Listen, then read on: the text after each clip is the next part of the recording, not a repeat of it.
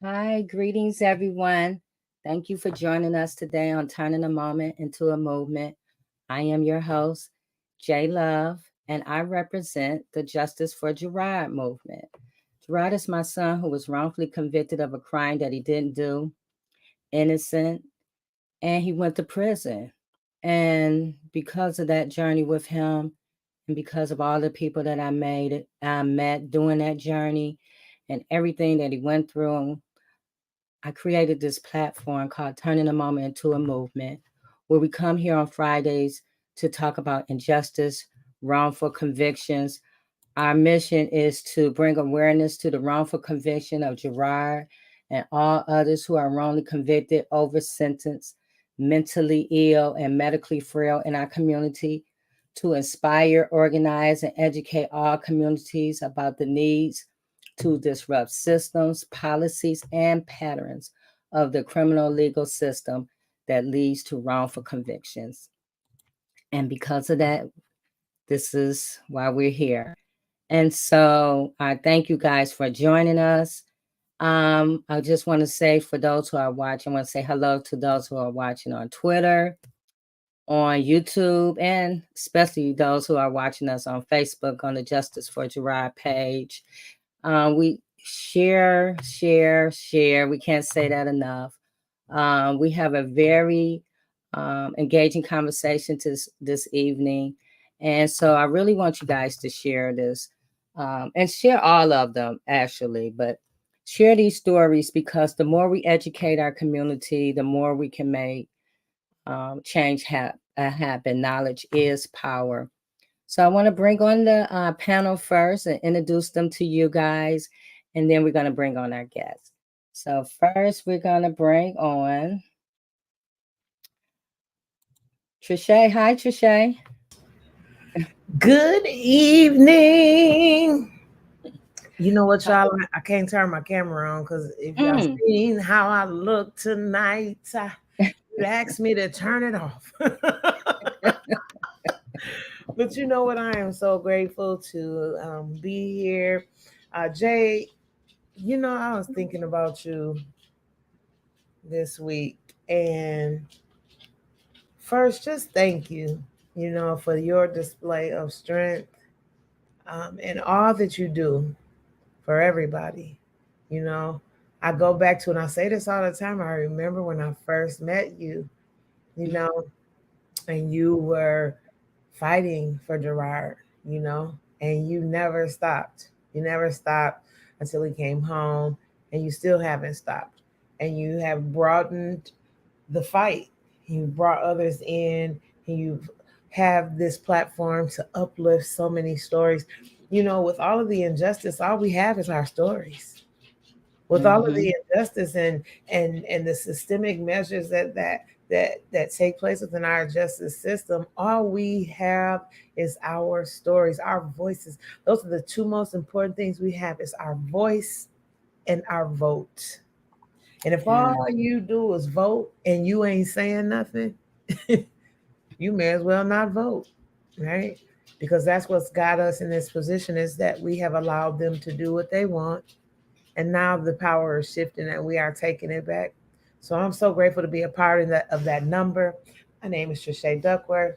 I'm the executive director and founder of Survivor Speak. But really, I'm just a servant to my community who feels blessed to be working alongside you all. So thank you, Jay, again, for everything that you do to uplift us all. And Trischè, while you here, because I got your website info, I want you to tell us about the third week of the month, the support cause, um, and the other call that we do. Yes. Because So, we need, we're working on something, we're creating something big. And so we want to be there in a big way for people. So Trischè has created a support, and go ahead, Trischè, I'm gonna let you say it. no, you could have went right on in. um, but really, to be honest, it is just a time for us to come together. One thing that I know about this movement is it's extremely hard, and sometimes we can feel like we're alone. And so we meet every third Saturday of the month via Zoom, and we meet for the support group at 10 a.m. And it's just a way for all of us to look at a lot of different things, what we're going through that's good, what we're going through that's so unbearable, and what we're going through that's kind of growing into something. And we just have a meeting of the minds and the hearts, most of all, because that's what it is. We get heart to heart and let each other know that we're there for support. So that's, again, every third Saturday at 10 a.m. And then, because we understand that we've got to get to these tables where people are making decisions for us without us. And then also, too, we've got to create our own tables, right? So we come together every third Saturday at 1 p.m. for the Wrongful Conviction Task Force meetings. It is a meeting of the minds where we are looking to put together legislation that can influence change and that can influence accountability as it relates to those that are wrongfully convicted, and how it tears apart the families, the communities. It doesn't just affect that one person. And if it did, that would be enough. But it infects an entire family and our communities. And so we're looking at how we can not only uplift and bring awareness to wrongful convictions, but how can we influence legislative change to help free the innocent. So again, stay tuned to Survivor Speak Instagram page and Facebook page. We will have that posted. I believe the date for this coming support group and wrongful conviction task force meeting is the 18th. So it's November the 18th. Again, we will have those posted this week, and we just hope to see you all there. Yay. Yeah, because it's important, the support, to just be with other people who are like-minded, that are going through what you're going through, who are impacted as well by wrongful convictions. So yeah, thank you, Trischè. Thank you, Jay. I see Dwayne is back. He had got kicked off. Let's bring Dwayne in here. Hi, Dwayne. Uh, How are you? I'm good. Can you hear me? Yes, I hear you. Good. Dwayne, introduce yourself. Yes, once again, I'm Dwayne Brooks. I did 35 years wrongly convicted and wrongly incarcerated. Just got out in April 25th to be exact. And I'm here to not only spread the awareness about myself, but just spread the awareness about how the justice system is not, there's no justice in it, not for Black people. Yeah. So here we go. Yeah. Yes. So Dwayne, this is gonna be a story that you can really speak on. Phillip Vance story. So I'm glad that you're here along with and we're gonna bring the family on. Reverend Tia is running late, so we're gonna just keep it moving. But yeah, I'm glad that you're here, Dwayne. You're looking good. Thank you. Thank you. All right. And so we're gonna bring on one of our guests. Snaps. Hi, Stephanie. Hey, peace, everybody. Peace to you. How are you? Peace to you, sister. I'm doing well. How you doing? Oh, awesome. Introduce yourself and tell everyone who you are. My name is Stephanie, and I am a longtime friend of Phillip's. So I'm here to share his story with you all, and I appreciate the opportunity. Yes. And we also going to bring on Phillip's brother. Hi, Brandon. Hi. Good evening, y'all. How y'all doing? Awesome. Introduce yourself. Oh, my name is Brandon. I'm Philip's brother. I mean, call him Randy. I hear y'all call him Phillip. It's my dad's name, you know. So I'm just like listening to y'all, just trying to like take it in. But yeah, I'm his middle brother of the three brothers that we have, and I'm here to basically play my part, do what I need to do to make sure that everybody knows about what's happening with my brother and his wrongful conviction, and how we can come together and make something happen with this. Yes. I think, when I was reading about Phillip and I was reading some of the posts about him, and I thought one thing that stood out for me and Stephanie and Brandon, when I read about him, that he took a forgiveness class and he teaches forgiveness. I thought that was just so big. That tells a lot about his character, to be somebody wrongfully convicted, being in prison 20 years and teaching forgiveness to others. Amazing. So Stephanie, we're going to give you the floor. You can tell us about Phillip. All right. So Phillip does have a few things in particular that he wants to make sure that I touch on tonight. So if you see me looking over here, it's because I am reading directly from my screen. If you haven't heard Phillip's story, he was wrongfully convicted in 2004 for a murder of a store clerk that happened in South St. Paul, Minnesota. And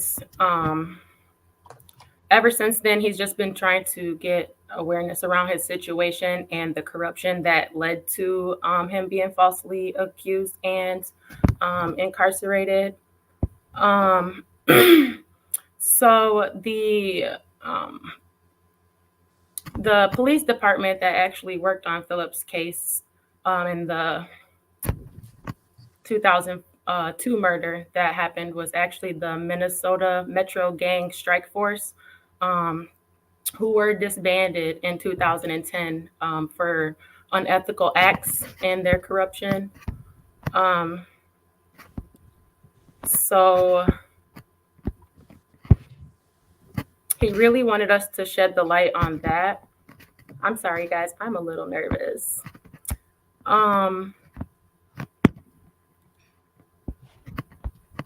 No worries. So let's in Let me ask, 2000. let me Go ask a ahead, question. Dwayne.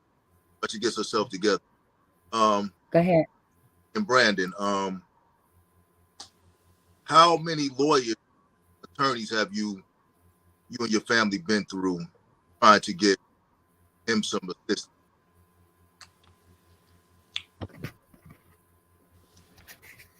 Man, I feel like it's been such a long, ongoing process. You know, I was just a kid. You know, for me, I know how long it's been since he's been away, right? I mean, him being locked away for 20 something years, and I'm 32 myself. You know, so I've kind of grown up with this. You know, so a lot of that information for me personally, I don't actually have myself. You know, as someone who's you know, a family member that's kind of lived with this, it's kind of always been like the reality for me. You know, I kind of grew up not really being involved in too much of the politics of it. You know, him being away as well. I'm in Tampa, Florida as well. I know that Stephanie may have a little bit more information about, you know, the long run of the things, but you know, he's been through a lot. You know, he's been through a lot of that. He's been through a lot of fighting, a lot of appeals, a lot of just I know all of that all too well. I was just interested in, I'm wondering just, you know, because I went through uncountable, I can't even count the lawyers or attorneys that I went through that basically just took money from me and my family and didn't do half of what they said they were going to do before they got the money. This system is rigged. You know, so you and your family need to know this. The attorneys are, their loyalty is to the court first and foremost, not to their client, to the person that's paying them, the people that's paying them. Their loyalty is to the court first and foremost. Any attorney that's worth his weight in salt can get to the bottom of whatever needs to get, you know, be gotten to. They don't do it. They speak a whole lot of, you know, rigmarole. They're gonna do this. They're gonna do that. We're gonna file this. We're gonna file that. And my advice to you and your family is don't waste any more money on attorneys. Any money that you can scrounge up, that you can piece together, hire you a good private investigator, because you need a private investigator that's working for you to find the evidence that's going to help him, aid him in proving that he's not guilty, innocent, you know. So this is what you and your family need to focus on. Those attorneys, so I mean, you know, it's sad to say, but they're crooks too. And like I say, their first loyalty is to the court. Mm-hmm. You know, you need to hire a private investigator to get all the records out there, because they're public information, but with those court systems, clerk of courts and all of them don't want you to know is that they're public information, and they give, you know, me or you or any civilian a very, very, very difficult time in handing over the information. So if you get a private investigator, they're going to give him a hard time too, but because he's an agent of the court, he'll be able to get the information that, you know, may be out there for your brother and your friend to, you know, to bring to light that he didn't do it. Because for 33 years, you know, I didn't even know that evidence existed that proved that I didn't do it. I didn't know they had hid it from the very beginning. And not until, you know, we hired that investigator after going through tens of thousands of dollars with those fake attorneys, you know, the investigator got the, but, you know, by the grace of Allah, by the grace of God, got the information and the evidence to show that I didn't do it. And but by that time, I had 33 years in, and then it took another 2 years for me to get out. So I ended up doing 35 years for something that if somebody had of just got those records from the very beginning, the conviction would have been overturned 30-something years ago, because the evidence was there that I didn't do it. So that's what I suggest and advise that you and your family do. Any money that you can piece together, get you a good private investigator and have him get the, all the records for you. And then, scour through those, and I'm almost guaranteeing you're gonna find something in there, especially those police reports. That's some awesome advice. I see Reverend Tia's here. Hey, Reverend Tia. Oh, good evening, everyone. Oh, I'm so sorry that I am late tonight. It's something I'm usually not. But I'm so glad to be here and so glad to have Stephanie and Brandon on, and Dwayne and Trischè, and just Jay. Having these conversations are so important. And there's healing. And I could see as I've been listening that healing is happening even right now, and answers and solutions, because that's why we're here. I talk about things like that at the Choice Zone, and no matter what I'm doing, where I go, it's important that we find the answers, that we have solutions already with us. They're around us. And we have people that know and that are aware and that can bring light onto anything that we're going through. And I think as we come together more and more and shout out loud and not give up, change will happen. But the change is actually happening within us, because we've already told us ourselves that we won.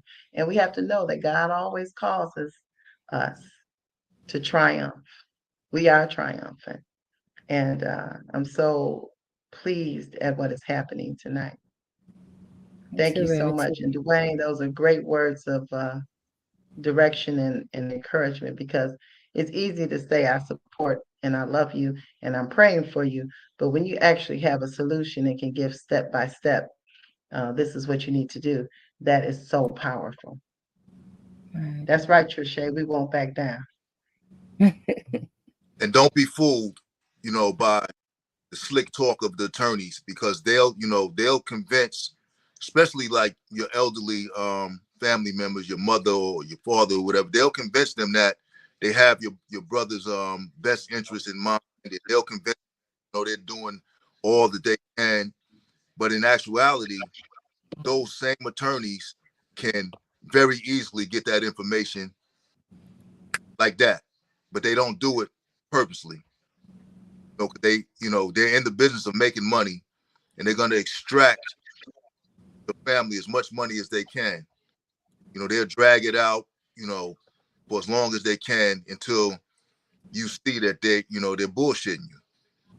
Yeah. Then you on to the next attorney, and it's a desperate situation to be in prison, especially for something that you didn't do. And they know that. They know that you're desperate, you and your family. So they prey on that. So that's my advice, man. And miss, any money that you get a private investigator, have them get all the police reports associated with the case, all the records associated with the case. And I'm telling you, guys told me, one guy in particular, he stayed on me. He said, you got to get him. He kept telling me, you got to get him, man. You got to get him. And I didn't know that there was anything in there. I didn't have any confidence, or I had no idea. But finally, I said, you know what? Let me go ahead and do this. And so I did. I got the money from a good brother that had been incarcerated with me to hire the investigator, and it took them almost a year to get the records and the police reports, and it's all there, everything they did. So that's where you have to start. And I'm as much as one man can guarantee something, I'm telling you that there's going to be some stuff in there that is going to be helpful to your brother, and may get him up out of there, quick as possible. Yeah. And that's a good tip for, all of those that are watching that's impacted by a wrongful conviction or that's fighting or advocating for someone, a private investigator. I remember when I think I did something with Lisa. She had a private investigator, Miss Connie, and I have her information somewhere and I'll post it for you guys. But she's a great private investigator as well. So, yeah. Okay, so Stephanie. Okay, I'm back. Okay. Thank you. Oh no. All right, so I did just have a couple of things that Phil himself wanted me to point out. I was able to get my Word doc open. So I'm just going to share with you guys the little bit of information that he wanted to make sure I highlighted, which was in 2010, a federal investigation concluded that the officers that coordinated his arrest and testified at his trial were rogue and unethical. These officers were a part of the now disbanded Metro Gang Strike Force, and that was led by Sergeant John McManus of the St. Paul Police Department. The abuse of power and dishonorable actions resulted in their suspension, and his life sentence relied on the belief that the police were lawful, but their actions were federally proven to be otherwise. And there were some serious questions about the integrity of the evidence that this unit had gathered, and that raised questions about the cases that it gave to the prosecutors.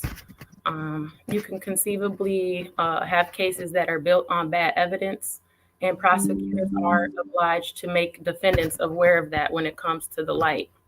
And in 2009, there was a reporter, Tim Nelson from NPR, who called the county attorney's offices for Washington County here in Minnesota, Ramsey, Dakota, and Hennepin counties and asked them about that.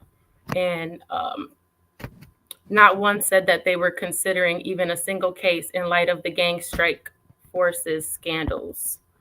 And then another important thing that we wanted to point out in Phillip's case was the prosecutorial misconduct by now Dakota County District Attorney Kathy Keena, who tried his case in 2004. At his trial, Kathy Keena began her opening statements by weeping to sway the jury as she talked about the life of the victim, Khalid al-Bakri. She admitted that two of the individuals who testified against Phillip at trial were giving funds for their assistance in the case. She also admitted that guys facing prison time were given consideration for their assistance and cooperation. And Phillip's case had 9 jailhouse informants that were used to testify against him, 8 of which have since recanted their testimonies.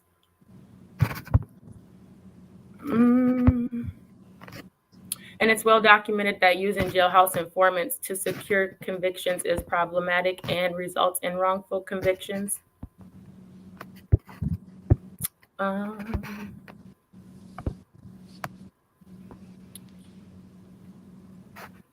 right. And then on top of that, I also wanted to highlight that during this literal fight for his life, he's been subjected to the inhumane living conditions and cruel and unusual punishment inside of Stillwater Prison that's located here in Bayport, Minnesota.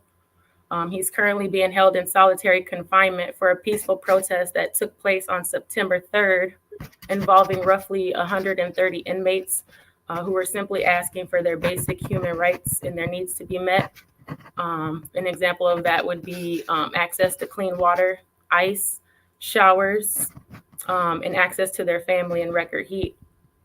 Because of staffing issues here in Minnesota, the men in Stillwater Prison were being kept locked in their cells for days with no access to either of those things. And today marks the 63rd day out of 180 days in solitary confinement that Phillip was given, along with 2 others out of 130 men who participated in this peaceful protest. And then too, I just became aware that the Minnesota Department of Corrections is actually operating outside of Minnesota Statute 641.09. And under this statute, an inmate cannot be detained in solitary for more than 90 days for one incident for which they consider disobedience. Each charge holds 10 days of confinement, but it cannot be more than 90 days. And the DOC has given Phillip double the legal amount for his part in that peaceful protest. He only has 2 charges, so that should be 20 days. While he's in confinement, they have reduced his phone privileges. He's only allowed out for 1 hour each day, but only allowed 1 15-minute call a week. So that's where we're at with that. And then see what else he wanted me to highlight. Oh, there is a Free Phillip Vance billboard that's up in St. Paul, Minnesota right now, directly across from the police that lied on him, so they can see that as well. It's attached to the back of the Savoy Inn via the Lafayette Bridge, and there's immediate access to I-35 and I-94. So that's the billboard. Oh, and if you have chance to stop by the billboard, please do. Our hope is that the billboard, along with other actions that we are taking, the media blitz, that it helps create more awareness, secure a post-conviction attorney for Phillip, amplify the demand to release him from solitary confinement, and get his case presented at an evidentiary hearing. So if you, any of you happen to roll by the billboard, please park by, take a picture or video, and post it on your social media using the hashtag #FreePhillipVance. And he also has a website, Jay, if you can share that with everyone, where you can go learn more in-depth details about Phillip's case and what led to his wrongful conviction and incarceration.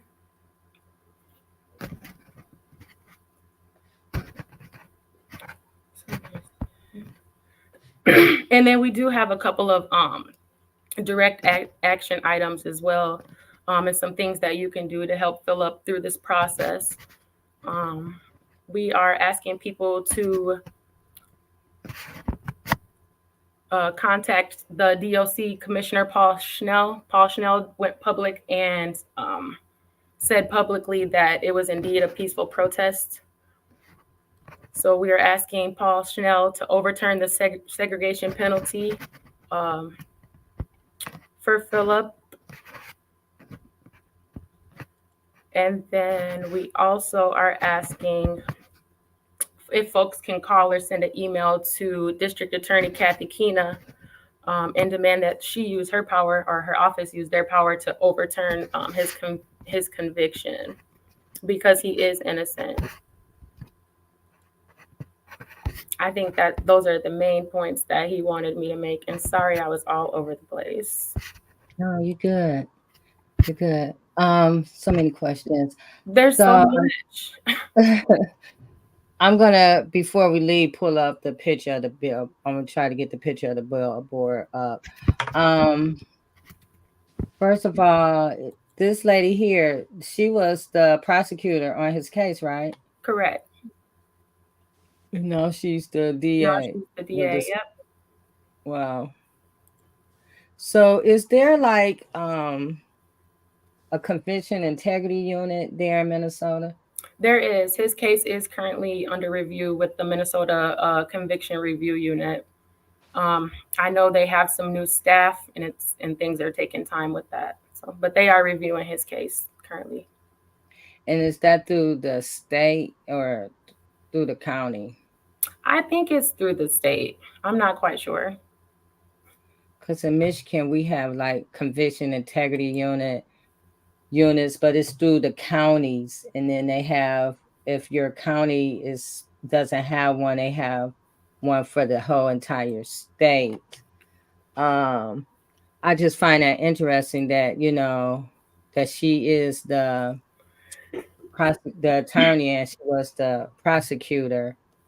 So something else that was really weird about that, the original judge that was set to preside over the case was actually the brother of John McManus, who was the rogue officer and a part of the Minnesota Metro Gang Strike Force. He was his brother, and then he was also the brother to one of the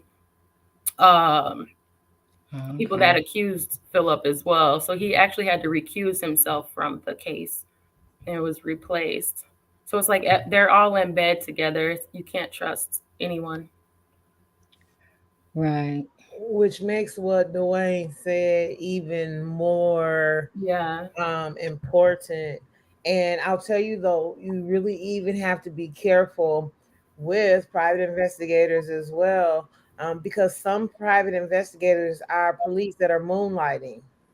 And that's going on right now in Detroit, where the guy that's doing the work, I believe, is one of the ones that's a bad apple. Well, Right. it's not a bad apple. We know the whole damn tree is rotten, okay? But all I'm trying to say is you really have to be careful, do your research.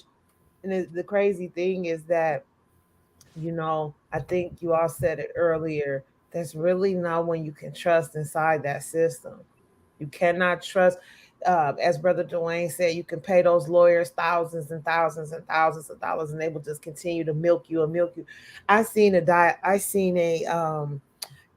charge list for a lawyer who was charging $150 for a phone call, $150 for an email. And I'm saying to myself, like, excuse me, but that's how this system is set up, right? Because they are all in the bed with one another. And that's why we've got to start grooming our people to be lawyers. We got to start grooming people to run for office. We got to start. I mean, because if we don't take back these positions, then we will continue to have people in there.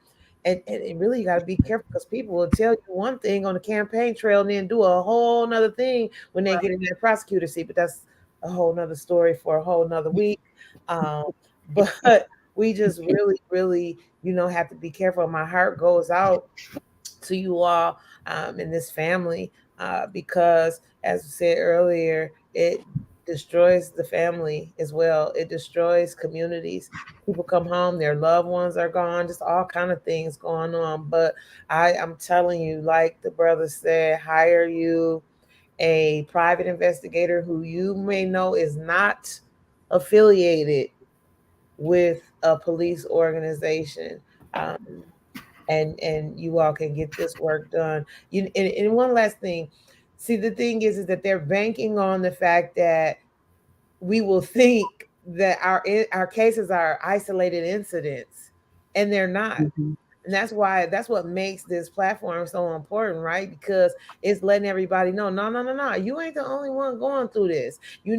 Just like you said, the cop got all these other cases.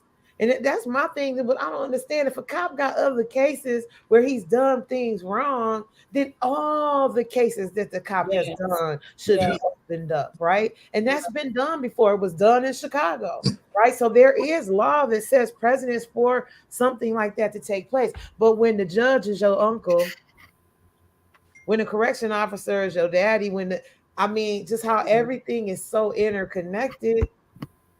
All we have is sharing our stories and seeing the commonalities. We built, and this is, man, we built an app that we could share facts about the things that officers had done, lawyers had done, prosecutors, just whoever.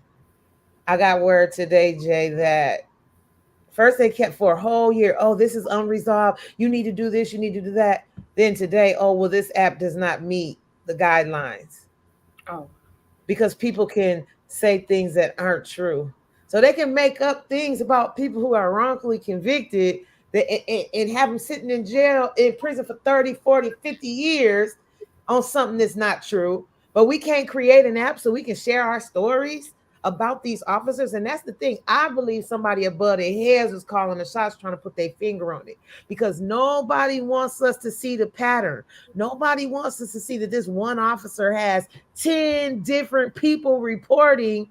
But that's all right. We're going to find a workaround, and we're going to come back with something else. But y'all keep sharing the stories. Keep uplifting your voices. Post it everywhere you can. We all we got, because ain't no damn body coming to save us but us. I know that's right. Trischè, yeah. You are correct. I was intending to address that a little bit later, but brought it up. Now she's right. Careful who you hire. And my advice is that what I did was I hired a work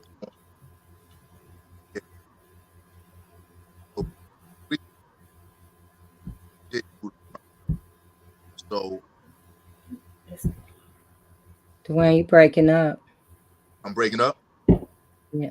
Okay, let me see. Is this better? Yeah. Yeah. I was saying Trish was right. You know, you got to be careful who you hire.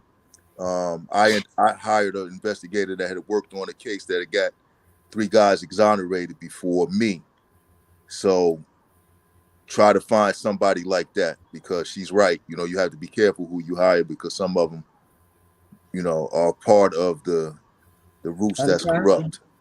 Mm-hmm. And sometimes you have to go outside, and I hate to say that, but sometimes you have to go outside your state. You have to go outside your area to find somebody that is reliable, you know, that's not in cahoots with the people that you're, you know, fighting against, because you'll find out that all these people have relationships. Yeah, that makes a lot of sense. Go ahead, Ravitia. And you know, a lot of times we are in our own, what they think, you know, you said it earlier, unique place. And we look at, well, what's going on in Michigan? But the stories are the same, because they did an investigation last year in Minnesota Department of Human Rights and revealed that between 2010 and 2020, Minneapolis Police Department officers stopped, searched, arrested, ticketed, and used force on and killed Black and Indigenous people at a higher rate than they did on white people. Now, when they reveal the study, they don't always give you the percentage, but we know that it's a higher rate. It's substantially higher.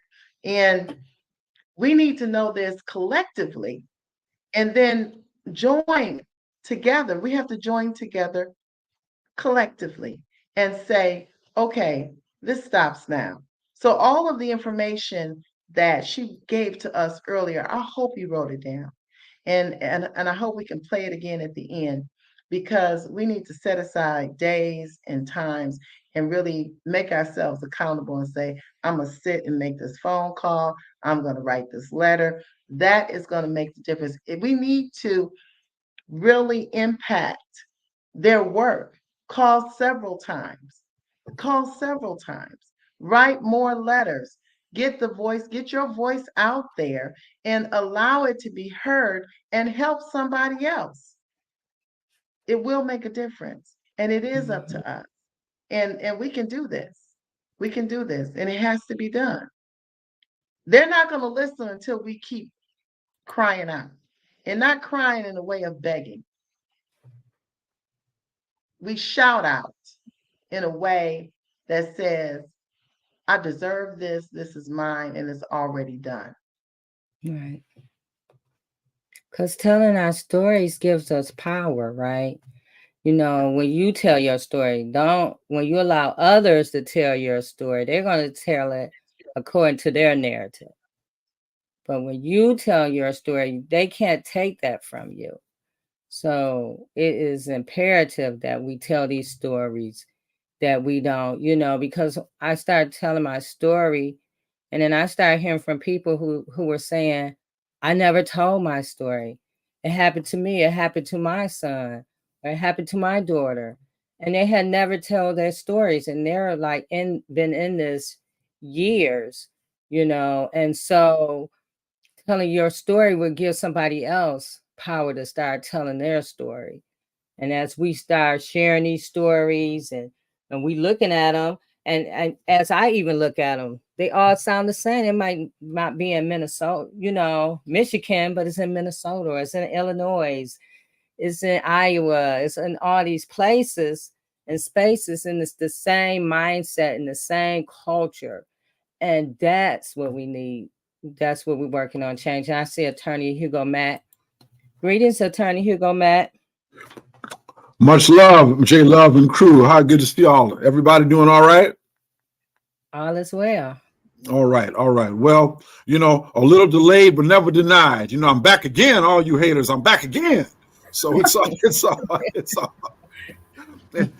good. So I've been listening in. It's a great topic, and just proud to be able to be a part of it, J Love. Thank you so much. You're welcome.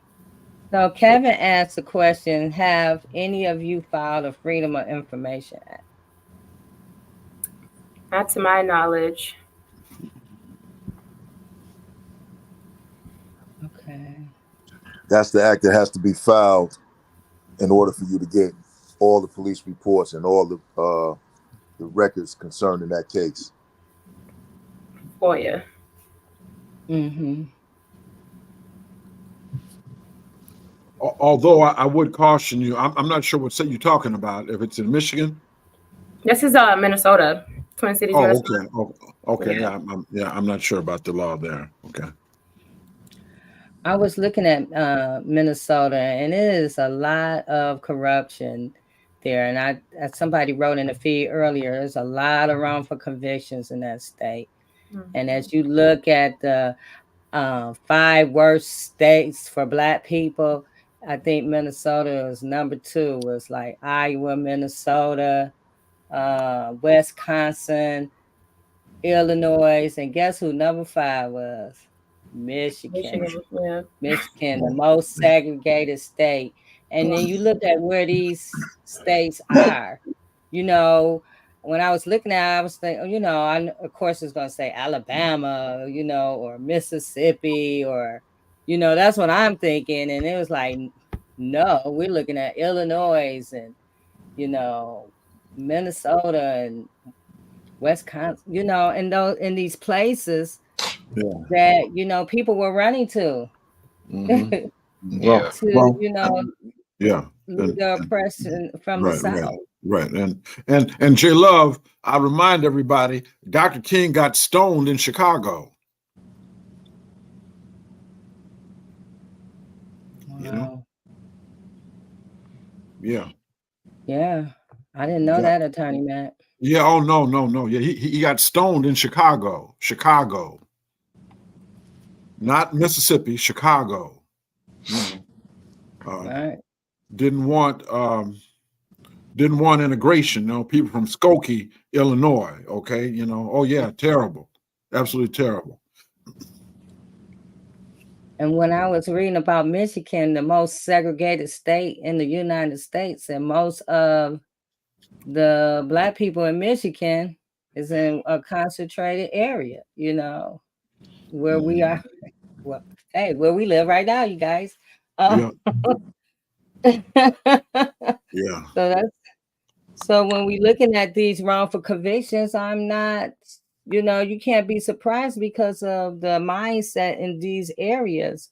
When you're talking about the 1994 crime bill, you know, Michigan, Wayne County, Michigan, Detroit was under federal oversight for all the corruption they did. And because of what happened in Minnesota, Minneapolis with George Floyd, now Minneapolis is under federal oversight now and court oversight because they have a pattern of corruption.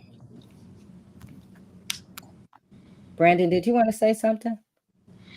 No, I was just thinking that, you know, I saw someone comment and talk about, you know, all these things happening in the Midwest and you mentioned that you figure it might have been an area in the South, where there's a higher population of African Americans. And then you made a good point as well, saying that, hey, this is where everybody ran off to when we were, freed in 1860. Everybody went north, and then now it almost seems like, I don't want to say the safer place, but you look at the South as more of a comfortable place to be, in retrospect to the Midwest or in Michigan where you guys are. So, the fact that we're from Florida, and my brother's in Minnesota. That's one thing that it just always confused me as well is, it's very sad, that these types of things happen, especially in those areas, because it just seems like as time goes on, we were enslaved in one area and then we go to another where for freedom. And in modern day now, contemporary times, and you're just more so locked up that way, just switch locations, so we really do need to do something about it. And I hope everybody, got that information about the number. Shoot the call, get my brother out of solitary. We know what they're trying to do. There's a billboard in Minnesota and they put him in there for 180 days, double the limit. And they want to silence him. Look at that, it's like, that's a big billboard, like, you're not going to waste money on that for no reason. Like, I'm glad that, we have people taking pictures and, making it be known. Can't miss that hashtag. It's just sad. It's really tough, to be here and talk about it as well, because I think I was telling Stephanie before, it's not really a situation that I, had the opportunity to speak a lot on. So I'm really glad that you guys have me on the, the podcast to be able to, speak my word about it. But yeah, they're not gonna break them. But please call that number, shoot the emails. It takes a couple seconds. Just get him out of there. That's my first concern, is get him back to where, he can be himself a little bit. He's not an animal. Like, no one should be in there. It's a peaceful protest over bad conditions. I mean, go test that water, go look at those facilities. I'm sure that anybody would be able to say that nobody should live like this. I saw the water. I saw Marvina had someone, she did a video and somebody had, I guess, took some of the water out, snuck some of the water out. And that water looked horrifying. And so I just find it, ridiculous that you're going to be upset that somebody protested that they don't want to drink and wash and bathe in that water, And then I also was like 63 days now. Is that what it is, Stephanie? Of 180 days, which is like 180 days. 63 days is too many, but 180 days? Are you kidding me? Yeah, it's bigger than water and protein. It's not about that. It's not about that at all. It doesn't make any sense on paper. That doesn't even sound right. So, but it's also Minnesota. Like, we just got not talking about that. Like, that state. It's been in the news lately. Everybody knows why. Everybody knows the some of the biggest movements that we've had over the past 3 years have stemmed from some of the actions that have happened in Minnesota. And now look, the place where they're locking everybody up has terrible conditions. They're not even taking care of the facility that they're supposed to be housing the criminals, right? What is it? So. Miss Nikki's saying right here, the man that brought the water out was immediately arrested and took back into the prison. That's how bad the DOC wants to keep their mistreatment a secret. Well, it's designed like that. All the prisons are designed like that. In prison, it's against the prison rules to protest. They know that the conditions are bad. They know that, they're treating you inhumanely. They know this, because it's designed like that. And in the prison rules, it's in their policies for inmates, against inmates to protest or stand up for themselves in any kind of way. And, it's a shame, I know Attorney Mack knows this because he spent time in there. If you actually come together and even filling out a petition to say, can we get clean drinking water, is against the rules. Petitions are against the rules in prison. Yeah. It's a shame that, it's a shame how they treat people in prison. But what I want to tell the family, and I want you to get this message to him directly. Tell him that I said he's worth more to us out here than he is in there. Let him have that shit. He's not from there. Tell him don't ever feel like he's from there. Tell him he got to get himself out of there. So focus more on getting out of there, because, you know, when I was in prison, it was like a epidemic of guys dying from cancer, you know, like, I mean, hundreds and hundreds of guys dying within, you know, a few months. And nobody was even raising an eyebrow. So we know the water was bad. We know the food was bad. Something was causing this. And everybody that was getting diagnosed with stage 4. And we're sitting there saying, well, what happened to stage 1, 2, and 3? You know, so I just made up my mind. I said, you know what? I'm boiling all my water. They give us these microwaves, so I'm going to put them to use. I'm boiling all my water. I don't know how much good it did or not. I don't know what's going on inside of me. But I was determined to get out. And he has to be determined to get out of there. He is. Trust me, he is. Like, his will is not, you know, that's not anything we have to question, you know. It's there. It's always been there this whole time. It's never gone away. Like, he's always maintained his innocence. He's always, you know, stood forth. I mean, we talk every Friday. He knows that I'm available at that time. He'll shoot me the call in the morning. We'll speak, and, you know, even people out here, you know, in you know, civilian world or you know, the free world, you know, they can tell you all kinds of things, but it's when you hear my brother's voice and you hear the way that he talks about how passionate he is about anything. I'm taking an oil painting class in school, and we spent a double time just him telling me how to do oil painting. You know, he's just that passionate. I know what he has going on. I've had some of the hardest times, and he's giving me a call. He's had a lot of information, but he'll make sure he handle my information first. I'll talk to him next week. He'll say, I know you were busy, you know, and you had stuff going on, so I didn't want to bother you on that, but here's what's going on with myself. And he's just a very strong-minded person. So I know the solitary confinement is really putting a test to it. Oh yeah, it's solitary confinement is meant to drive you crazy. Yeah. Tell him to change. The determination is there. That's a good thing. Tell him to change his focus. He can't fight every fight. I had to learn that myself. I was standing up for the you know, every little thing that was going wrong in prison, and I had to learn that I couldn't fight every fight. He has to let other people fight some of those fights in there and focus on what he has to focus on, getting out of there. Yeah, that's right. And look, J-Lo, can I just say this one thing? Oh yeah, Attorney Matt. You know, when I hear you know, Brother Brooks talk, this man speaks so much truth about how repressive it is. You know, I remember there was an incident where the guards were arresting somebody or wrestling with somebody, inmate, right? And so we were just standing there watching. Okay, the way that particular confinement area was, you could stand by your cube area and look up and down the hall. Now I'm about 40 feet away, right? I'm not making any noise. I'm not doing anything. I'm just looking at what's going on. You know, they had those guards come and tell us to turn the other way.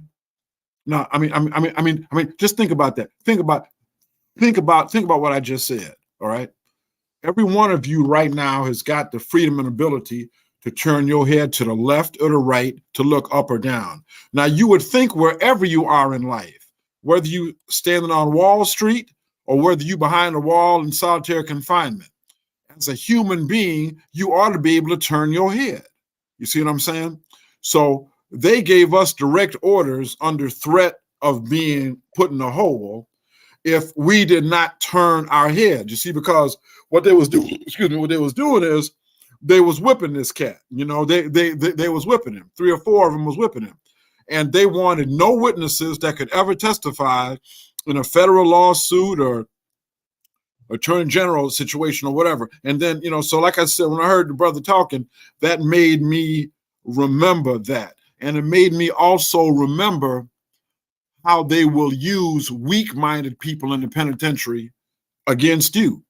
See, because I had many a times where the institution retaliated against me, not with an officer, but with a weak-minded inmate or group of inmates, okay, who was so caught up into that pleasing the oppressor kind of thing, you know, that whatever they want done, yeah, well, you know, going up there and call Maccabee or whatever, go on and push him, you know, go ahead on, you know, whatever, we're gonna throw him in the hole for getting in the fight. But when I hear the brother talk about he's got to refocus, look, I understand, and brother, for your brother that's in there, I can tell you from my perspective, having been retaliated against resoundingly by the Department of Corrections, his focus has got to be to get out, okay? His focus has got to be get out. And even though he may feel, in principle, I want to fight this fight right now, the greatest victory is in him getting out, okay? That's the greatest victory.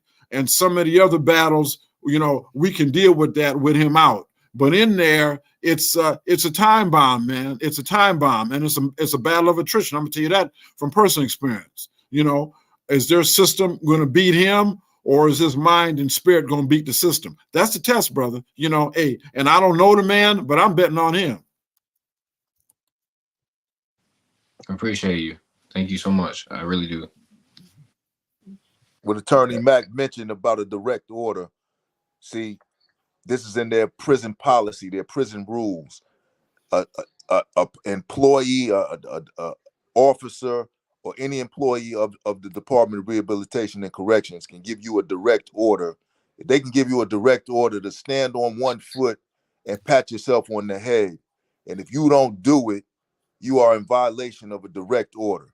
Mm-hmm. And what they tell you is when you're at their kangaroo court, they call it the Rules Infraction Board in Ohio, with their kangaroo court, they tell you that you have no right to disobey a direct order. Mm-hmm. And if you do disobey a direct order, you have violated the rules, even if the direct order is wrong. Mm-hmm. So there's no wins in that. That's right. That's right. That's right. Ohio, number 6.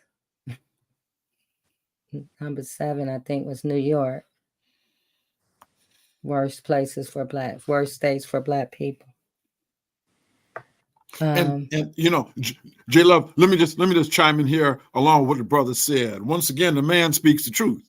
And see, in Michigan, what happened is when you get a major misconduct ticket, all right, you know, there's a hearing referee, if you will, and a lot of these are lawyers, right? That are you know, these judges that go in and have these cases. Well, what happens is these people are employees of the Michigan Department of Corrections, okay? And what happened was there was a Black guy that was a referee, you know, a lawyer going in, hearing these cases. That man got fired and had to sue the Department of Corrections. Do you know why he got fired? His acquittal rate was too damn high. You hear me? The man's acquittal rate, in other words, when they were charging somebody with, you know, insolence or insubordination, he was finding too many people not guilty, you know, and the stats showed he was only finding about 20% of them not guilty. And they said that was too high. That was too high. So, you know, when the brother talks about a kangaroo court, that's really exactly what it comes down to. It really does come down to that, because the few administrative judges, lawyers that want to work with the Department of Corrections, they want to keep their jobs. And it's to a point where I just want to vent for a minute, J Love. I'm sorry. I had an officer, I had a sergeant swear at me to my face, right? Swear at me to my face, right? Another sergeant was standing right next to him when he did it, all right? When I filed a complaint against that officer for mistreating inmates, me, the sergeant was standing right next to him, not only said that sergeant did not say that to me, he colluded with the other sergeant to write a major misconduct ticket against me. See, if you make a false allegation against an officer in the Michigan Department of Corrections, that's a major misconduct. You understand? You understand? So they colluded and wrote a major misconduct against me, saying that I filed a false report against this officer when I know good and damn well the man swore at me. Okay. So, that's how they do, J Love. And I'm telling you, it is a no-win situation within the Michigan Department of Corrections. You got absolutely nothing coming. Not only, have they robbing people of good time because of that mandatory truth in sentencing. Now they will give you disciplinary points also. I'm sure you know that. All y'all know that. They will give you disciplinary points. While that does not add time to your sentence, because that's illegal, the parole board sees that, and it has a very negative impact on you ever getting a parole. Okay, so it's a stacked deck. It is all the way around, and I have nothing but contempt for the people that perpetrate that system in the state of Michigan. Nothing but contempt. Yeah. Go ahead. Yeah, and they call it the prison culture. They call it, that's the culture of prison. Mm-hmm. And it's what ends up happening is that the guards it's a even more criminalized amongst them. So there's no win-win when it comes to that. And that's why That's right. the whole system has to be cut down from its root. It serves no purpose. It serves no purpose.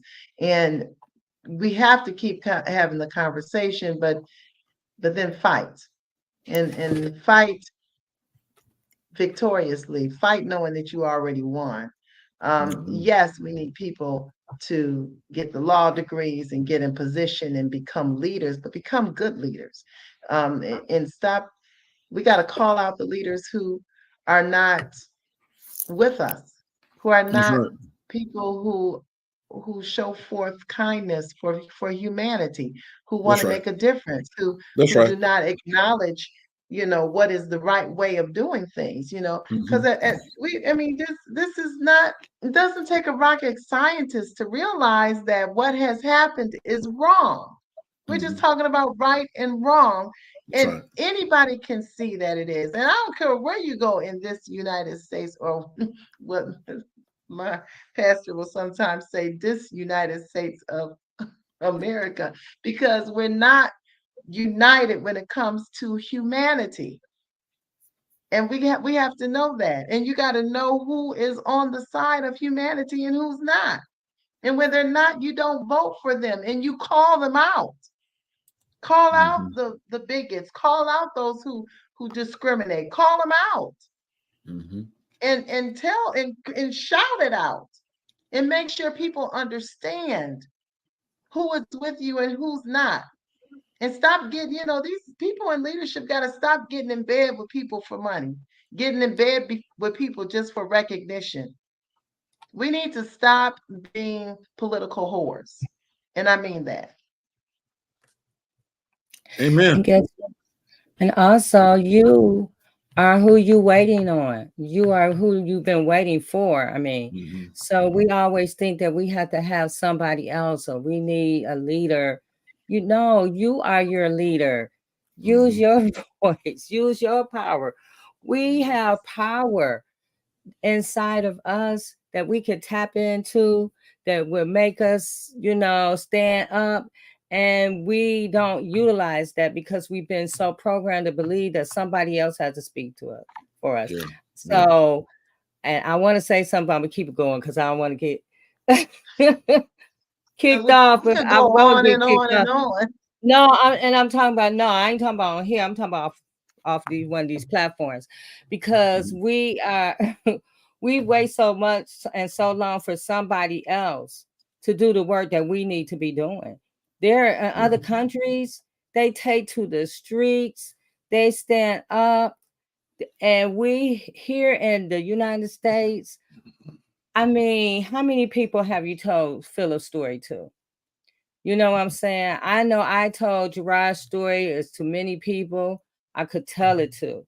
But when it was time to go to a rally, or it's time to go to stand up, people don't show up because they think somebody else is going to do it. No, we have to do this work. It's about us. It's not, it's been about them for so long that we forgot that it's about us. Right. Trischè?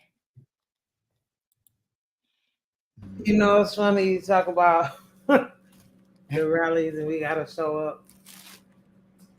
I went to a rally one day. Now, mind you, they folks called me to come to the rally to do the rally. I showed up with my bump box, my microphone. Let's go. Not a soul showed up. Not a soul showed up. We get to the point where we hold relationships in more value than we hold justice. We hold relationships with more value than we do people's lives who are actually sitting in prison, just rotting away. Stop playing. Look, if the relationship doesn't bring about justice, if the relationship isn't focused on justice, if the relationship isn't rooted and grounded in the movement, then it is no relationship. Because if it doesn't, and I think that's the problem, because it doesn't affect us, we do not see the value in putting our all into a fight for something that doesn't tap on our doorstep. But the moment it does, I'll be doggone, can we rally? Can you please? And yes, we can. Because it doesn't matter when you wake up. When you wake up, let's go. When you wake up, let's get it. But the thing is, we got to wake the hell up. Ain't nobody coming to save us. You can pray all you want, because I promise you they bouncing off heaven, and you're going to have to realize that what you've been praying for, go in the mirror. Go in the mirror and look. It's you. You, what you've been praying for. You, just like Jay said, is what you've been waiting on. We've got to activate our power within. Yeah. And then move forward. See, that's the problem. We try to move forward. We haven't activated the power that's within, because we study looking at everybody else in their power. We got to get up off our seats of do nothing, come together. That's why we got to bring all these cases together across the country, because we already see they're going to try to silence us in our own individual states. We don't need them. We can band together in different states with each other and share these stories and do what we got to do. We cannot be stopped. But if you think you can be stopped, then you can. And that's the problem. The people don't believe. The people don't believe in themselves. They don't believe in the power of the people. People don't believe. Like, even, when you tell them the truth, people don't believe the truth. They rather believe a lie. They're more comfortable with a lie. A narrative that was put out there. I'm, a prime example. Nobody believed me. Oh yeah, he's crazy. He's, he been in prison all that time and he's still saying he didn't do nothing. Nobody believed it. Now that the evidence surfaced, now it's like, oh my God, I can't believe they did this to you. Well, I was telling you. Right. I was telling you the whole time. Right. So yeah, the people don't believe. We don't believe in ourselves. We don't believe in as Trish was saying, the power within each individual person. We don't believe in our own power. So when you hearing the truth, it doesn't even sound real. It sounds like, something made up, but the lies and the false narratives seem more real than the truth. So that old adage, the truth is stranger than fiction, it's coming true in these days and times. Yeah. Yes. Yeah, people really, even for myself, tell them Gerard's story. People will say, well, everyone say that they're innocent. Or how you know he didn't do it? Right. Yeah. And even Jay, even when the evidence was unsurfaced and it was there, for the people to see, we made it available to anybody that wanted to see. My sister would send it to you. She would email it to you, whatever she had to do, PDF file it, all of this, stuff that I don't know what I'm talking about, but I hear the terms. She would get it to you if you wanted to read it. People wouldn't even read it. Yeah. Right. Yeah. Or people don't just go to prison for things they didn't do. They had to do something. He had to do something. Like, really? Come on now. Our whole history is based off of people going to prison for things they didn't do. You better look at why the whole prison system was created in the first place. Facts. So how can we even let that roll out your mouth that people don't go to prison for things they didn't do? Facts. It was built. So our ancestors our tons of them went to prison. They snatched them off the streets and took them. You know, they weren't even doing anything. Nothing. So it's our mindset. If we don't change how we're looking at it, how we speaking it, and how we are reacting to it, how do you think somebody else is going to change? It starts with us. It starts with us. Once we empower ourselves, once we start standing up for ourselves and speaking up, you know, Dwayne, I was telling them last week about the lady who was apologizing to you, and everything that she said, she was saying how, you know, I didn't speak up, you know, and I was telling her how listening to her impact me. Like, I heard your story, I knew about what was going on, and I didn't speak up, and I want to apologize to you. And that is the same energy that we need. Like, I didn't do something, and it's now my opportunity to make a difference. And I need to stand up for you, not waiting for the people who created the problem to start standing up. We need to start standing up for us. We waiting for the people who created the issue to fix the issue. We gave them enough time to, you know, fix the problem. Hello, Kevin Haynes. Kevin's like, let me in here. Let me in here. We have to, you know, it's on us. And we have to accept that responsibility and start standing up. Go ahead, Kevin. Welcome. Turn your mic on, Kevin.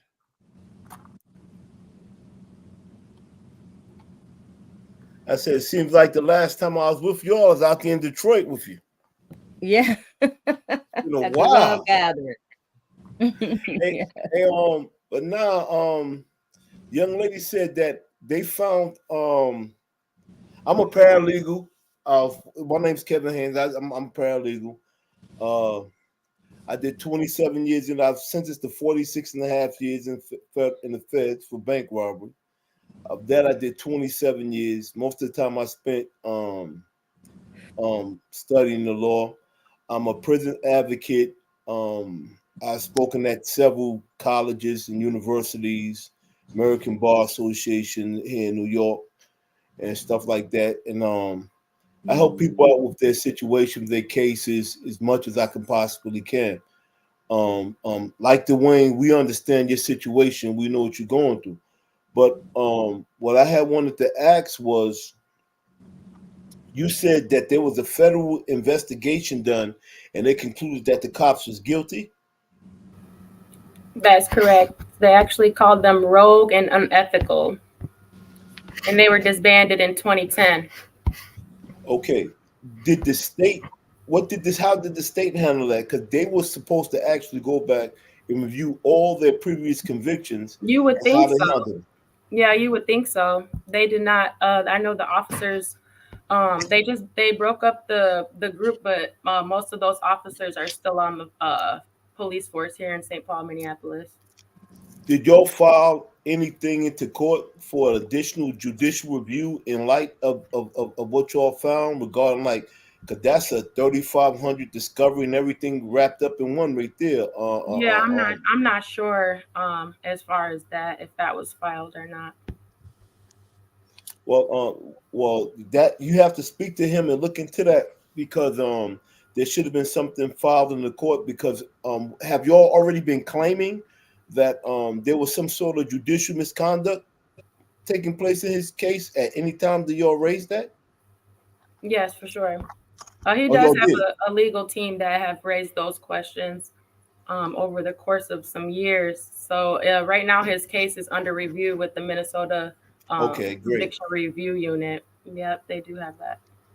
Okay, great. Okay, fantastic. So it's just gonna be a little. He just gotta be patient and do like Dwayne and Attorney Hugo Max said. Just stay out of the way. Them days of galvanizing and revolutionizing in them prisons like that is long and over with. It's long and over. They you just don't have the revolutionaries like that. The days is over with. But that's what. But getting back to what y'all was saying about the Wayne was talking about, if they tell you stand up and do this and you got to do it, because if you don't, that's a direct order. We just did recently with Mr. Jones at the Reinvention Center. Dwayne was present.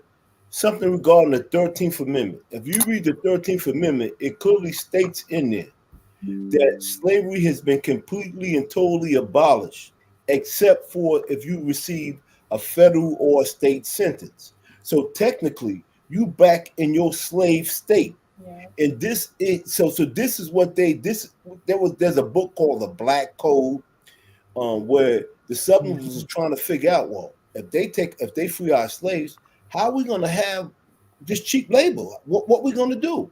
So they came up with a way where they start locking them up for vagrants, loitering, spitting on the sidewalk, whistling at a white woman, a reckless eyeballing at a white woman, looking a white man straight in his eye, and locking you up for 15, 20 years. Walking down the street while black. Right, yeah, right, exactly, Dwayne, exactly.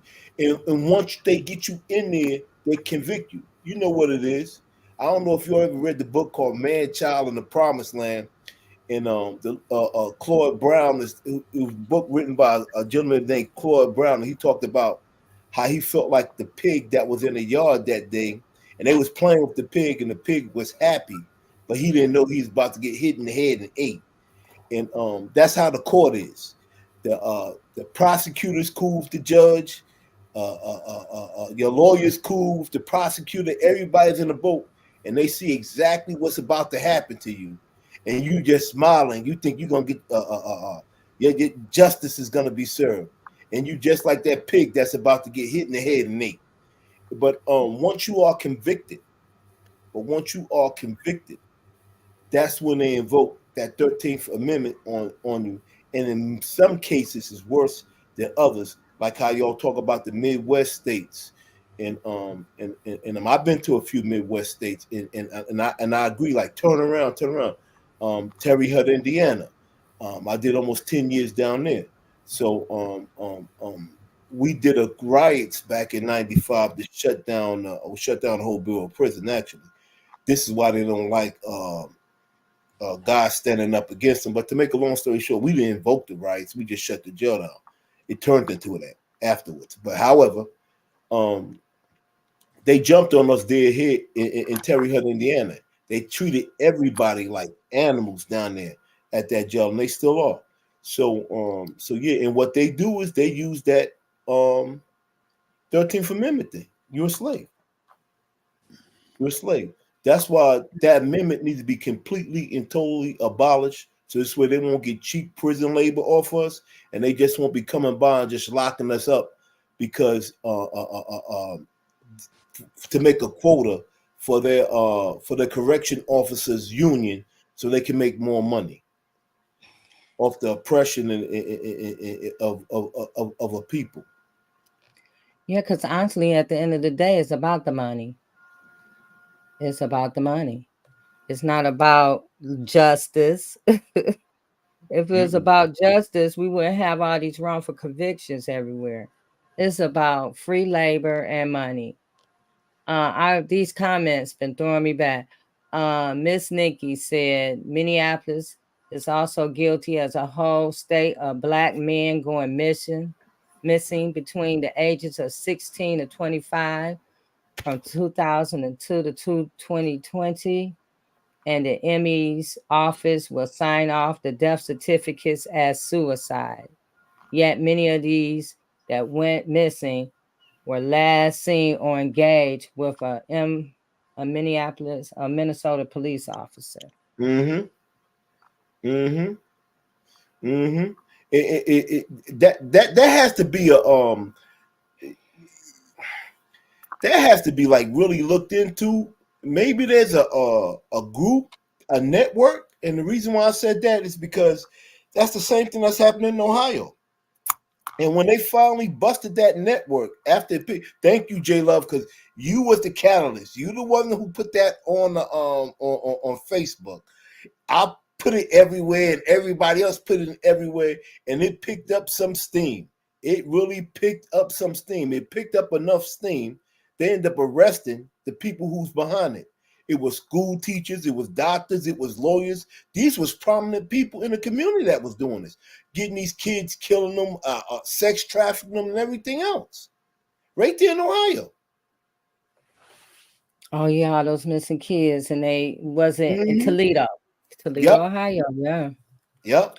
I just thought it was insane that all these kids were missing around the same time, and wasn't no federal interaction or nothing. It's just like they was writing all these teenagers off, and they're all around this close and same age. Over 50 kids in one at one time. Well, just like just in Minnesota, I was just reading about the lady whose son who was killed, and it took like 6 or 7 months. She had been calling the police every day looking for her son. And 6 or 7 months later, they tell her that he was dead, but he was killed by a police officer. And they had buried the man and everything, and did their own autopsy and said that, what can you do 6, 7 months from now? They could just tell you anything, that he was on drugs or whatever. And so they was trying to, saying that, but I think that they bringing some federal interaction with that, because that's totally insane, especially when the lady is calling every day and you know where her son is. You knew the day she called where he was. So again, it's us. We have to be, we have to stand up.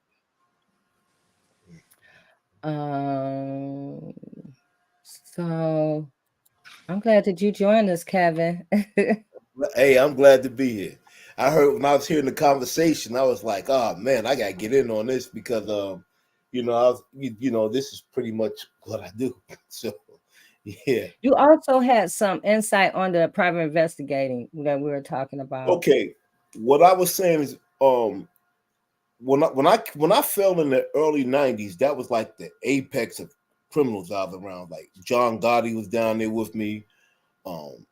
Samuel Bull before he turned bad, the Blind Sheikh from the First World Trade Center bombing, the leaders of different groups was down there. And I met this guy named Herbie from the French Connection.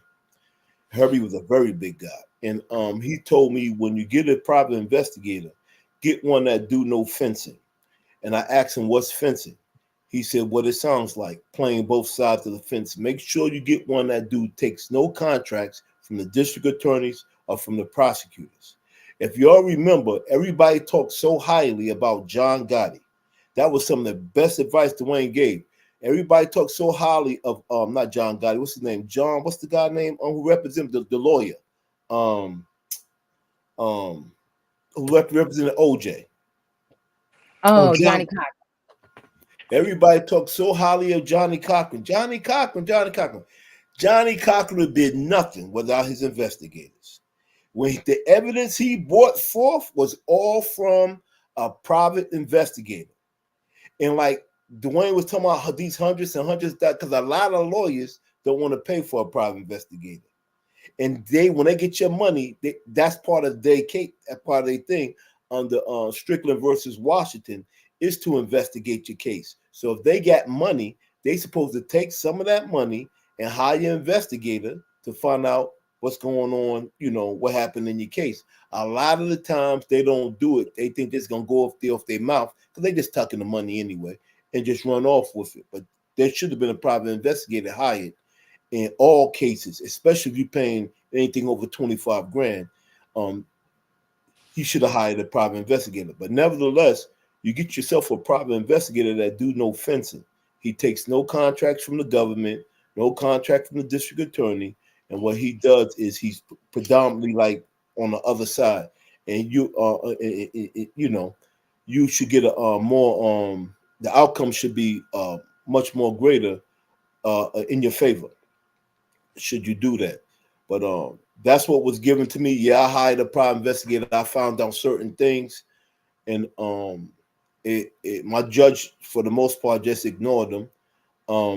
But one thing I would encourage is for you all to write up learn how to write up the judge. Sometimes you have to write up the judge. I mean, you have to see one thing. You all got another thing. Speaking of writing people up, write your congressman. Let me tell you something.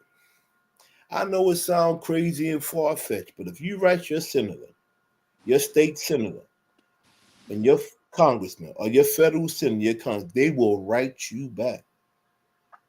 Listen to me, people. They will write you back, and they will look into your case. You will be surprised the outcome, like how y'all saying about your brother. Write them. Write the Minnesota congressman in them. What's that dude? Keith Ellis. And he's a big prosecutor or something down there in Minnesota. Right, Keith Ellis. Right. I don't know if y'all know who he is, but he's we're familiar with Keith, and believe me, they get many of calls, emails, letters. Phillip does have a really good support system and people that are standing in solidarity with him. So that's definitely happening. So that's true about your congressperson, because when for me, when Gerard first was sentenced, I started emailing any and everybody. I went to Twitter and found everybody who was doing anything on wrongful convictions and started following them, started sending emails. And so I sent the email to my congresswoman, who is Rashida Tlaib. I think in 2 days I got a phone call and from her, and it was like, we were in tears reading your email. How can we help you? I sat down with them, and a lot of things they couldn't do because of the state of Michigan, but the things that she could do, that she can put her pen to or letterhead to, she did that. And when Gerard first, he suffered from severe Crohn's disease, and so we were trying to get him out of that system. And so the judge was like, oh, he'll get better health care if he's in the prison. So yeah, right. They lost his health records as soon as he got there. They wanted to get him Tums for something he needed infusions for. And so because I already had a connection with Rashida, and we started, she's helping me navigate to the right people, to the people that I need. I just had to jump over heads because my son needed this medication. He lost 40 pounds within a month and could barely walk. So I had to do what I needed to do to get to him. So I'm just saying that, yes, that works. And, but you just have to be consistent, write the letters, make the phone calls, don't give up hope. I know for you guys been doing this for 20 years, Dwayne 35, but still don't give up. Continue to connect, because that one connection that you might have overlooked and you finally got to, that might be the key to open up the door to get, the everything rolling. I know Keith Ellison has connections here in Michigan. Attorney Matt, doesn't he have relatives? He's from Michigan, isn't he? Well, yeah, he's a Minnesota Attorney General. Right. He's the one that his team led the prosecution of Derek Chauvin. Right. Okay. So but he has a Michigan connection. I know he's either from here or he has relatives. Yeah, well, J Love, our good friend and colleague Sam Yeah, Sam Sam had him Little. on the. Sam had actually had him on the show Yeah, and when I so was on there. right, and so he and Sam had some words, but it's still much love, Yes, So they did. They did. Sam was holding his feet to the fire. yeah, Um, I just sat back and just like, hey. yeah, so But yeah, I know you guys had I think it's called a CRU where you are. And those things do, I mean, here in Michigan, they move it slow. At first, we were number 2 for exonerations, and I was like, I don't even know if they had any this year. Or if they did, it's probably 1. So, it was trending, a trendy thing to do a few years ago. Everybody, wrongful convictions was a big thing, and people was getting, because when I first started, I was like I found little to nothing, and then it became trendy, and everybody was, all of a sudden, people were moving, and now it's slowing back because of the narrative that's going on. You being soft on crime and all this other stuff. They're just letting people out. That's the new narrative. And so now it's look like it's slowing up. Then it Attorney, became election time. Let's yeah. put it out there. Then it became election time. And then when it became election season and they were campaigning, there were was it 18, 20? I mean, it was coming out everywhere. And then, of course, after the win, it slowed down tremendously. But now is the time to make the most noise because it's election time. Because you can dictate who you want and what you want. Get them promises out of them, even if they don't keep them. At least you got something to hold their feet to the fire for. But now is the time. Now is the time to rattle that gate, shake that chain, make that noise. Now is the time because it's election time. And that's what I was talking about the judges, right? I'm reading. I met a guy in prison named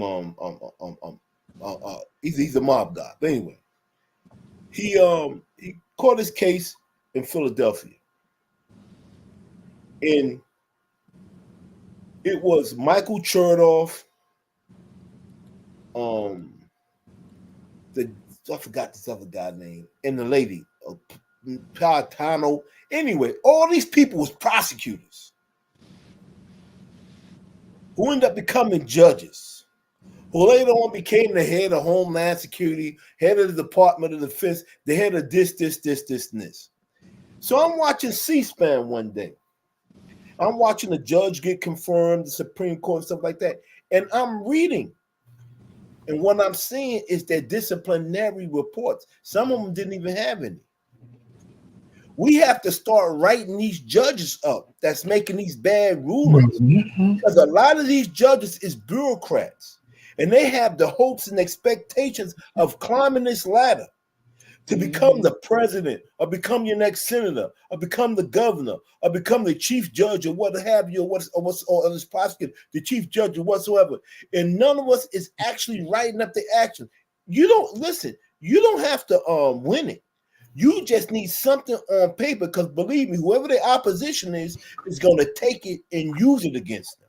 So therefore, we have to start writing these judges up.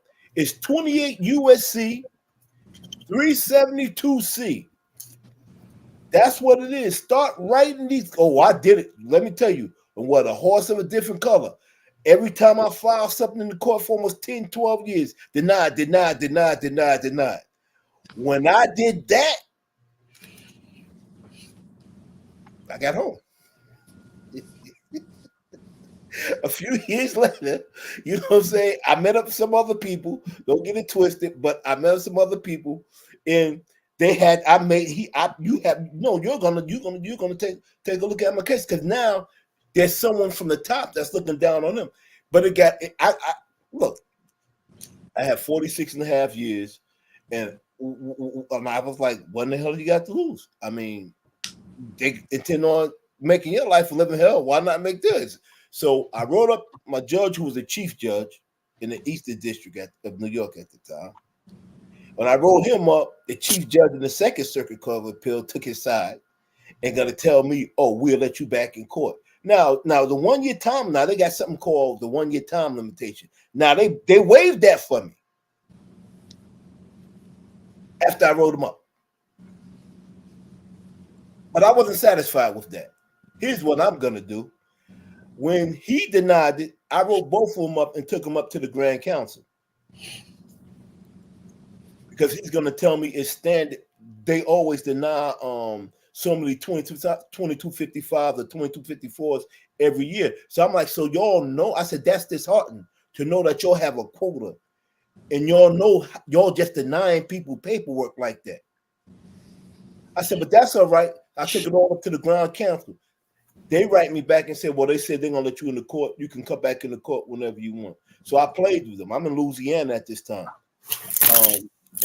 So I sent out a mail for a form from the court. I sent it out Monday. I got the form back Thursday.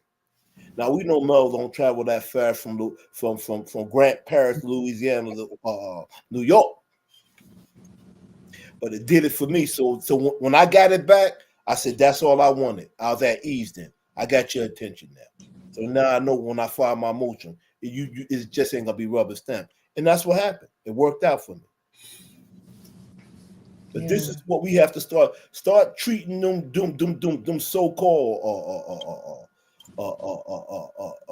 judges or whatever you want to call them up there on them benches as bureaucrats, because that's what they are. They are a damn pack of bureaucrats.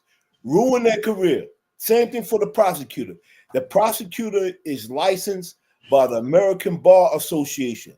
File to have their bars. We're not exactly completely helpless.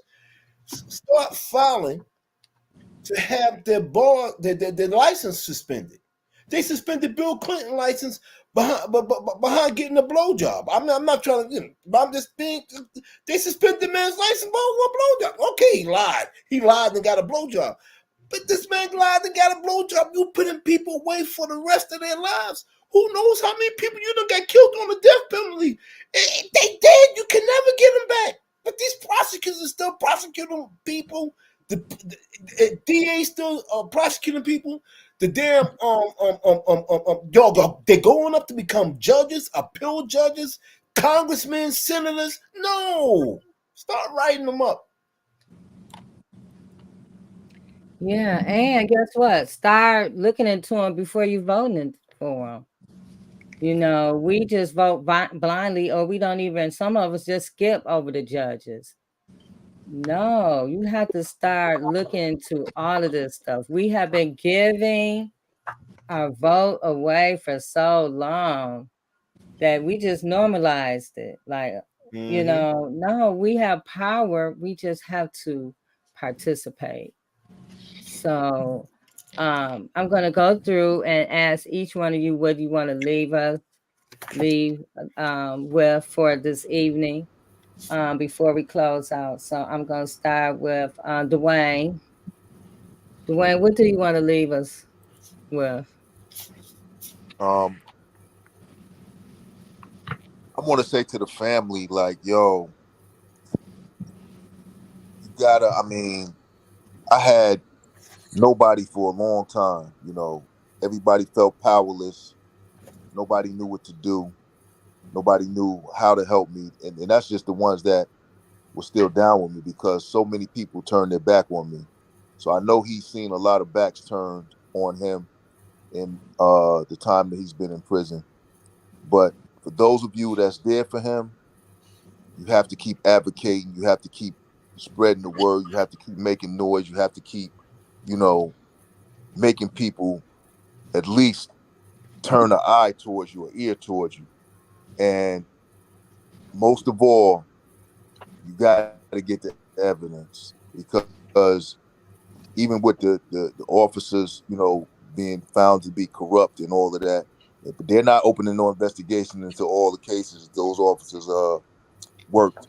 So you have to find evidence, and that's my biggest point to you. You have to get an investigator to get all of those records to you and let him look them over and find, because there's something in there. As much as, like I said, as much as a person can guarantee it, there's something in there. I didn't believe that nothing was in there for me. I didn't know, had no idea. But there's some stuff that, is going to help your brother and your friend to get out of there. But you got to get it. And until you get it, you're going to be screaming in the wind. And if you don't get on platforms like this where some like-minded people, the masses are going to just, ignore you or think you're crazy or think, like Jay was saying, he must have done something. And so the evidence, get the evidence. Go all out to get the evidence for your brother and your friend. All out. And it'll pay off. Trischè. Stay strong. Hold your head up. We definitely here to fight alongside you all. Jay, maybe we need to pull up in Minnesota with a summit or something and invite some of these people out. So I want to take a look at that offline, talk to you all. And looks like Miss Nikki, somebody to talk to as well there. Right. Survivor speaking with a summit or something just to bring awareness in Minnesota. So just stay strong, continue to be you, continue to fight this fight. And we all got to fight this fight together. So I'm saying that to the family, but I'm saying that to all of us because it's their fight today, but it could be your fight tomorrow. And stop playing like it can't happen like that. I was riding somewhere and I was telling somebody, I said, I'm nervous about pulling up here. She said, why? I said, because I don't trust the police. I said, they can put something in your car. They can do anything to any one of us at any given second. So I tell people this all the time. I'm going to leave you with this. Don't fight for people like you fighting for people. Fight for them like you'll fight for yourself because you ain't going to drop the ball on you. Yeah. Mm-hmm. Anything I can do, please reach out and let me know. Yeah. Mm-hmm. Yes, Trischè, it is time. It is time to roll up on somebody. Definitely. And the thing is rolling up with the vision that is done. And I need everybody to collectively, I like how Dwayne talked about while you're in there, know what you're fighting for. Just stay focused on the main thing until you get out. And that's right. Because it's beyond the conditions. It's beyond the conditions that we're fighting for. Yeah, we're fighting for better conditions, but we fighting to get rid of all those conditions, to just strike everything down from its root and really have restorative justice and because other countries are doing it. Why are we slow? Why are we slow to transform ourselves? And you know what? From this day forward, I'm going to say that we're not going to be slow anymore. I'm going to affirm that people are coming together like never before.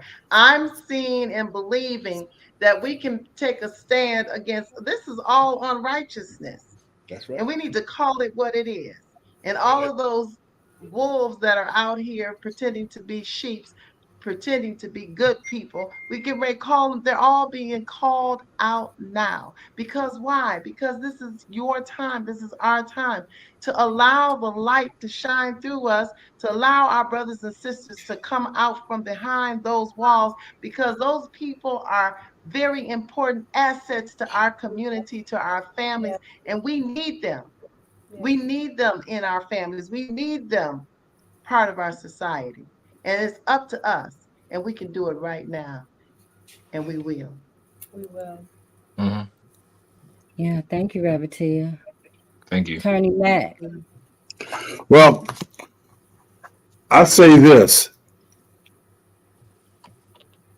Grow in the garden that you planted in, and don't be afraid to expand. We had Representative Wilson on, as you remember, J. Love, a couple weeks ago. Well, I'm sure the people in the state of Michigan know that it is now a tie in the House of Representatives.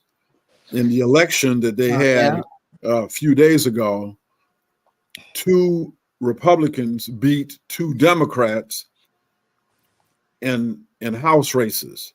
So now it's a 54-54 tie, okay, in the House of Representatives. The Democrats still have the Senate by like 2 votes, and they still have the governorship, but they don't have absolute control of the House. So that's why it was so important, J. Love, and I want to thank you for putting Representative Wilson on, you too, Brother Brooks, and keeping people's feet to the fire while we have the fire going, because every day more and more Republicans are getting bolder and bolder and bolder, talking about we need to put a check and balance on them radical Democrats in Michigan. And so what I'm saying is, it's amazing how people become radical when they stand up for righteousness. But you got a man that has got 91 counts. 91, excuse me. And as a criminal defense attorney, I'm saying, damn, 91 counts. I mean, that's enough to bury somebody 50 times over. These same people that talk about radicals when people want to stand up for righteousness and representing, for example, a woman's right to control the autonomy of her own body, those people are radicals. But then when you got a man with 91 counts, 30% of the people in the country thinking the system is bogue and messed up and it's all political. Well, I guess my question I hope some of the people is listening, although I doubt, how is the system so messed up when it comes to your man, okay, and it's all wrong, it's all deep state, it's all smoke and mirrors, it's messed up for him, but when it comes to the average black or brown man, or some whites too, I might add, that's in the system, ain't nothing wrong with the system. Ain't nothing wrong. They're in there because they deserve to be in there. See, that's why they don't debate me anymore. I done got to the point I done stopped looking for people to debate. So because so anyway, keep fighting the good fight where you are. Family, don't stop. That's what they want you to do, to give up, and encourage brother that's in there, because a lot of us that are quote unquote out there, we right in there with them because we've been there. We've been there. Oh yeah. Kevin. All right. First and foremost, I'd like to thank you for having me on here. Here you go, Mac. We got to link up, y'all. We got to get together again. Let me know the town. If I got the time, I'll see y'all there.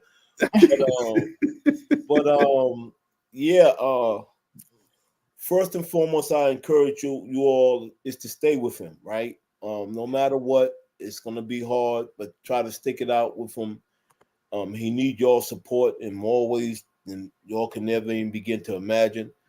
Second, write them letters to them representatives. You can Google a Freedom of Information Act form, file for the Freedom of Information Act form. Y'all can be specific. You could redraft it up if you have a computer, edit it, and be specific for some of the requests that you that you desire to request whatever it is you're requesting for. Also, what I want to tell y'all. Also, basically that's it. Basically that's it. So just try to stick it out with him and do just that. But again, if y'all need to write up them, whoever's, write them up. I mean, you be progressive and just be mindful. This show is important because y'all are the voice. Yeah. Y'all are the voice. Y'all are his heart, his soul, and his voice, because he's voiceless in it. I know what that's like. He's voice. No one know what's going on. I know what that's like. Y'all can contact.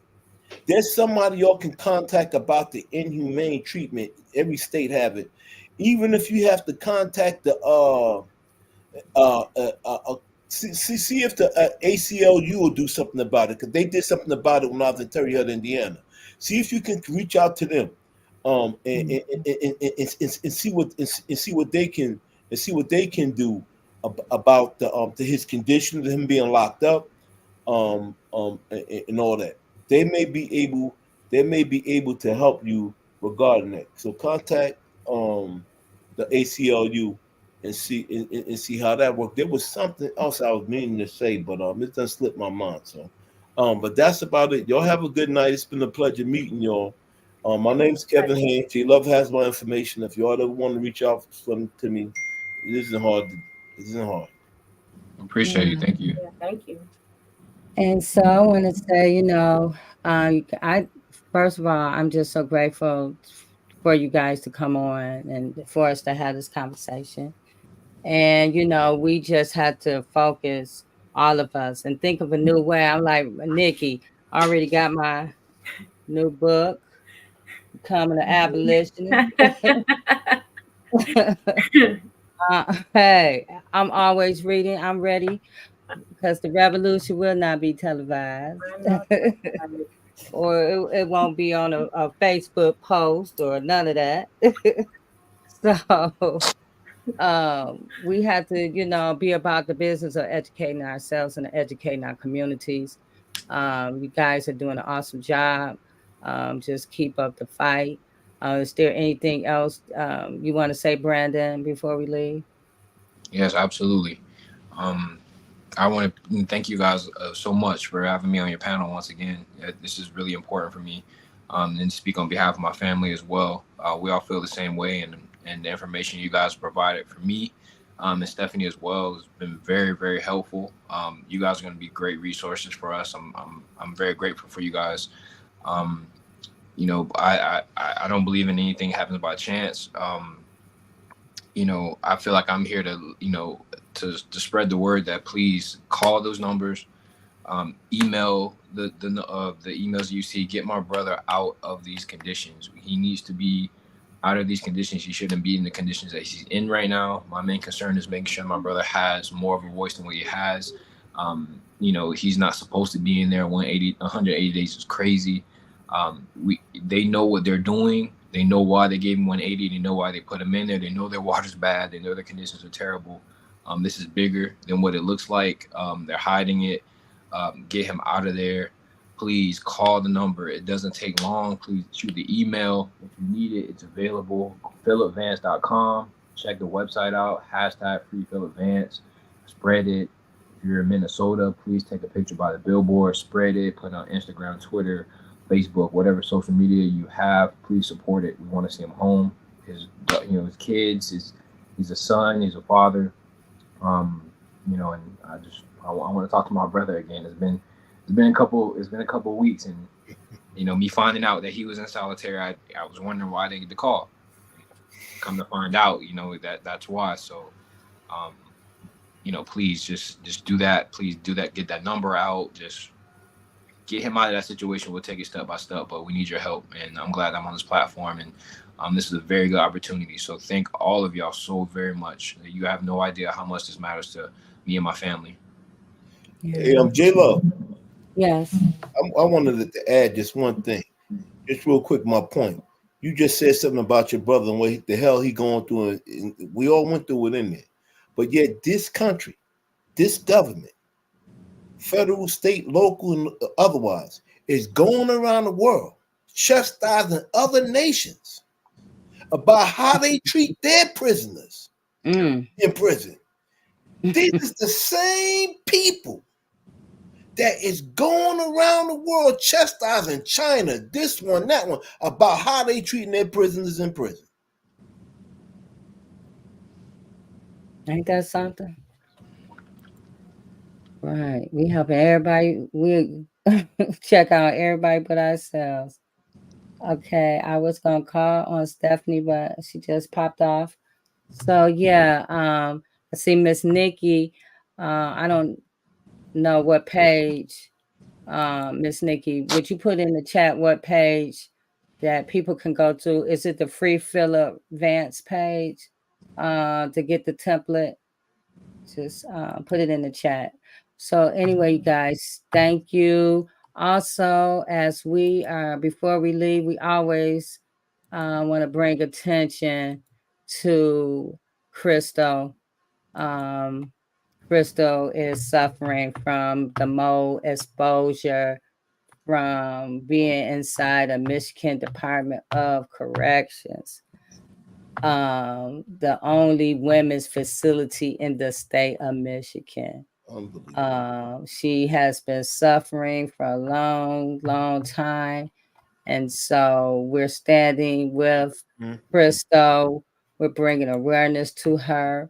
If you guys want to reach out to Crystal to support her, this is her information. Crystal, actually, I was checking today before we came on to see if she haven't sent me a message. I haven't heard from her this week at all. So I don't know what's going on. Her daughter did text me one day last week. I'm going to have to find out what's going on because she usually sends something every week. And this week, nothing. So hopefully all is well. Let's see. Okay. So if you guys want to get the template, Miss Nikki would email it to you. Hit her up on Facebook, Miss Nikki Holiday, and you can get the information for her. All right, you guys. So thank you for joining us, Brandon. I wanted you guys, once Phillip is out of, I want you guys to come back on a solitary so we can hear his voice. I talked to Stephanie, like, it would be so awesome if we can get something recorded of him. So I look forward to that. We will all be back next week. And Kevin Haynes, seeing that you just popped up, hopefully you're going to be popping up next week. I'm going to send you the link too. Okay. So we'll see you all next week on Turning a Moment into a Movement. Thank you, everyone. All right.